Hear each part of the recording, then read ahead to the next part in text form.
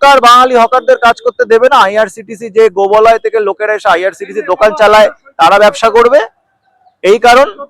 এবং তার প্রতিবাদে আগস্টের সম্ভবত শেষের দিকে, এটা 27 তারিখ সম্ভবত হয়েছিল, তার প্রতিবাদে শ্রীরামপুরে আমরা 2 ঘন্টা রেল বন্ধ ছিল। তুমি কি করে বলো রেল আন্দোলন থমকে আছে? রেল আন্দোলন চলমান আন্দোলন, রেল আন্দোলন চলবে। বাঙালির ওপর আক্রমণ, বাঙালির ওপর আক্রমণটা কোনো নির্দিষ্ট রেল হকাররা কি বাঙালি নয়? আজকে আমার রেল হকারের পরিবারেরও তো অনেকে পরিযায়ী শ্রমিক।